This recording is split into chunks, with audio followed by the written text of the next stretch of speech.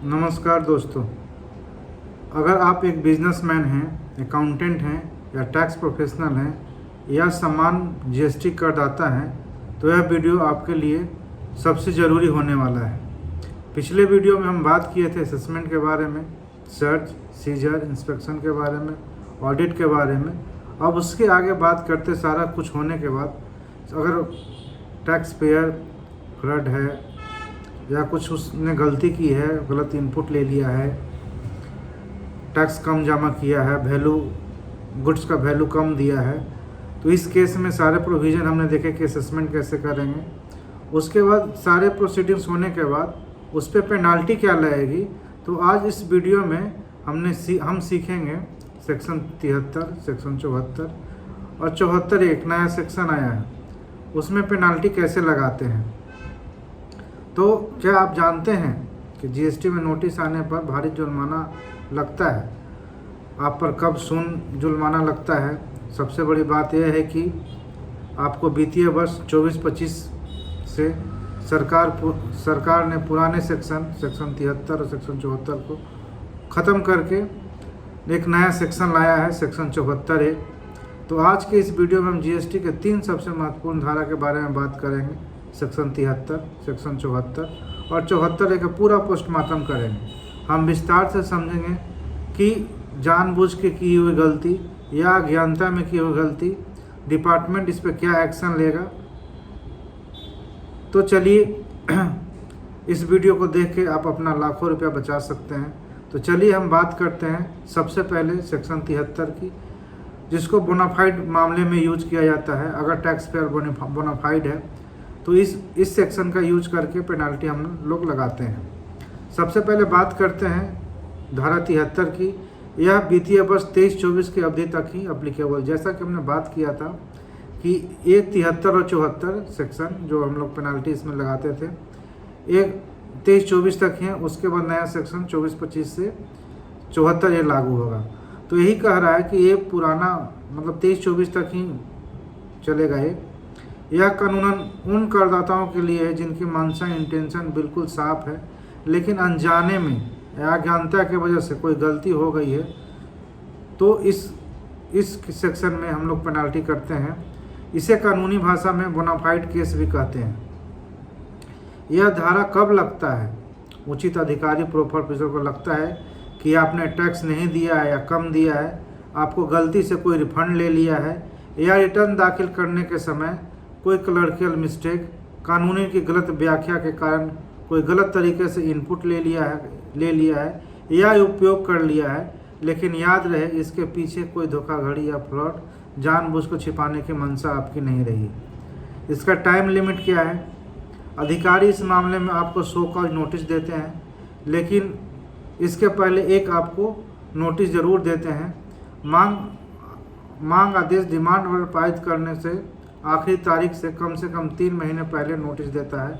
मांग आदेश कब तक पारित कर सकता है? जिस वित्तीय वर्ष में गलती हुई है उस वर्ष का वार्षिक रिटर्न दाखिल करने से दे तिथि के 3 वर्ष के भीतर आपने शो कॉज नोटिस और डिमांड ऑर्डर कर सकते हैं। गलत रिफंड के मामले में रिफंड की तारीख 30 वर्ष के भीतर होना चाहिए।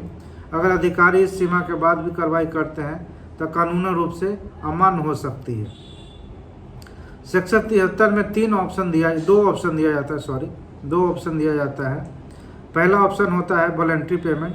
आपको नोटिस जारी करने के पहले ही सेक्शन 50 के तहत जो ब्याज चुकाना है उसके पहले ही आपने जमा कर दिया है तो आपका प्रोसीडिंग्स ख़त्म कर दिया जाएगा, मामला वहीं बंद कर दिया जाएगा। लेकिन दूसरा मौका ये है कि नोटिस मिलने के 30 दिनों के अंदर अगर भुगतान करते हैं, अगर मान लीजिए कि आपको नोटिस मिल गया है तो नोटिस मिलने के 30 दिनों के अंदर देय टैक्स ब्याज भुगतान कर देते हैं तो कानूनन उसमें कोई जुर्माना नहीं लिया जाएगा और वहीं पे कार्रवाई समाप्त कर दिया जाएगा। लेकिन याद रखिए, यह आपको दोनों मौका गंवा देते हैं तो अधिकारी आपके पक्ष सुनने के बाद आपका कर का पेनल्टी जो है 10% या 10,000, उससे जो अधिक है उसमें जुर्माना लगा सकता है।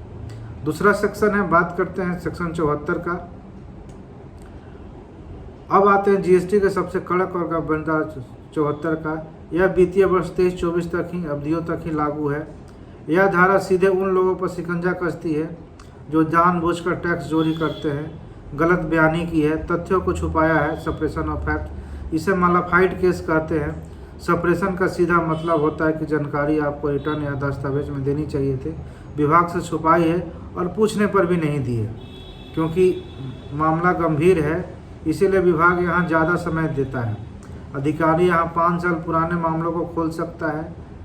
एनुअल रिटर्न दाखिल करने के 5 साल तक आपको ये मामला खोल सकता है। मांग का आदेश का समय सीमा वार्षिक रिटर्न एनुअल रिटर्न से 5 साल तक होता है। नोटिस का आदेश कम से कम 6 महीना पहले आना जरूरी है। अब बात करते हैं सेक्शन 74 के तहत क्या जुर्माना लगाएगा। इसमें 3 ऑफर दिया जाता है आपको फ्रॉड के केस में। अगर आपका मॉडिफाइड नेचर का 3 ऑप्शन दिया जाता है। नोटिस के पहले अगर भुगतान कर दीजिएगा तो 15% जुर्माना के साथ इसको आप भर सकते हैं।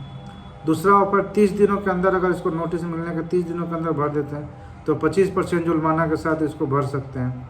तीसरा ऑफर ये है, अगर विभाग ने डिमांड ऑर्डर पास कर दिया है तो आदेश मिलने के 30 दिनों के भीतर ब्याज के साथ 50% जुर्माना का भुगतान कर देते हैं तो यह मामला आपका बंद हो जाएगा।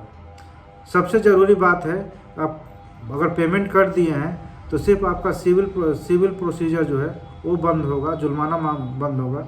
लेकिन अगर गंभीर मामला है तो सेक्शन 173 के अंतर्गत आपका क्रिमिनल प्रोसीडिंग, जेल की सज़ा, ये ऑफिसर आपको कभी नहीं बचा सकता है। अब बात करते हैं, ये दोनों से सेक्शन थी 73 और 74, ये 23-25 तक 23-24 तक ही थी। इसके आगे 24-25 से नया सेक्शन दोनों को मर्ज कर दिया गया है। ठीक है, अब मर्ज कर दिया तो ऐसा नहीं है कि आपको इसमें पेनाल्टी या कुछ ज़्यादा छूट दी गई है। तो अब बात करते हैं उस सबसे बड़े बदलाव की जो सभी के लिए जानना बेहद ज़रूरी है। वित्तीय वर्ष 24-25 या उसके बाद की अवधियों के लिए सरकार ने धारा 73 और 74 को अलग अलग सिस्टम को हमेशा के लिए विदा कर दिया है। अब उनकी जगह आ गया इकलौता एकीकृत सेक्शन 74A, धारा 74A। इसका मतलब यह है कि अब विभाग आपके पास नोटिस जारी करने का एक ही रास्ता होगा। अनजाने में या गलती हो या जानबूझकर धोखाधड़ी हो तो एक ही सेक्शन के थ्रू आपको पेनाल्टी जारी किया जाएगा। इस सेक्शन में छोटे करदाता जो है उनको राहत दी गई।